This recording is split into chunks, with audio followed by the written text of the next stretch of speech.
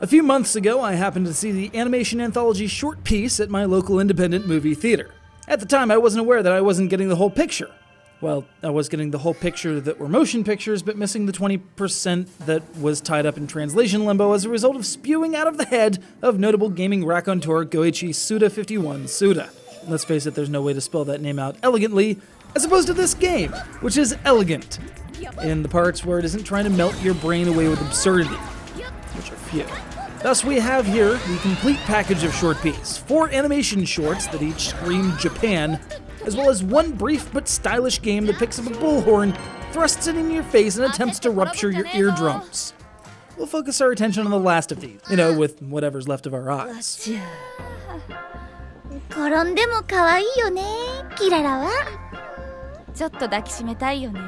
Let me see if I'm getting this straight.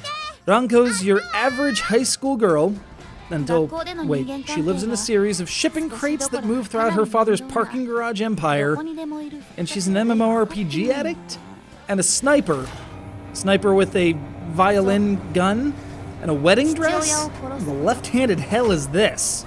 Fortunately, you're not playing some Golgo 13 style sniping thing, you're in fact playing a side-scrolling slash-and-dash runner full of massive explosions and... Jesus Christ, I don't even know what we're seeing. Mechanically, it's pretty simple. You've got a stick to run, a button to slash, a button to jump, a slide ability, and a firing trigger we'll get to later. And then there's all this shiny shrapnel cluttering up the screen. Let me run it back and try to pin down just what all we're looking at. Let's see.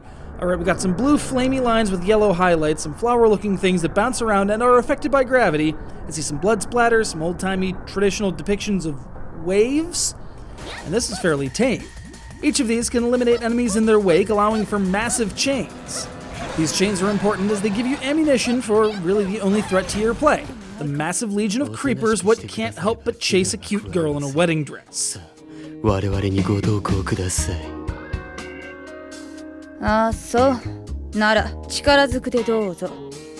Yes, you get a chibi Ranko apologizing for the fact that you have to watch a cutscene, when in fact that's really what you want out of this game. Cutscenes are the best part, which is shocking since the gameplay itself is beautifully simple and a speedrunner's wet dream.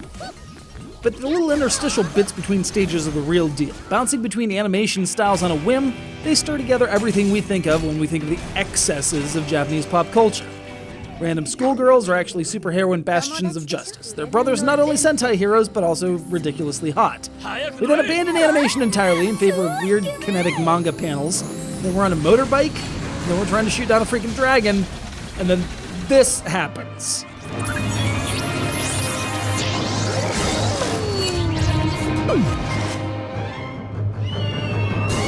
And then this happens.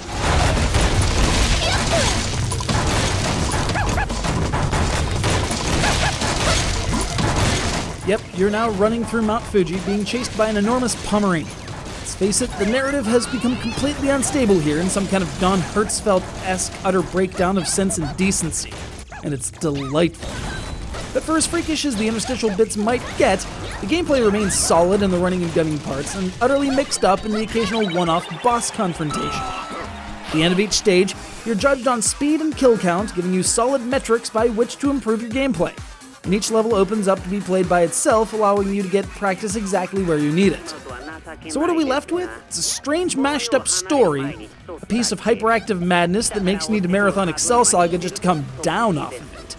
It's a well-crafted game experience with shiny graphics, bright colorful effects, and a simple-to-grasp concept that anyone can pick up and enjoy. The soundtrack, similarly, is a button-pushing, massive techno that drives along the gotta-go-fast mentality adeptly and effectively. Sure, it's ludicrously short. I think I rolled the entire thing in an hour, including time spent picking my jaw off the ground. But frankly, if there were more of this, I don't think it would work nearly as well as it does. Suda51's larger projects like No More Heroes and Lollipop Chainsaw can sometimes lose their bearings, crash, and burn. RANKO TSUKIGIME'S Longest Day, on the other hand, is brief enough to be a massive wave of madness, never letting up on the pedal, growing more and more insane, and then you hit the karaoke bar. See you. まるで終わることのないゲームみたいに。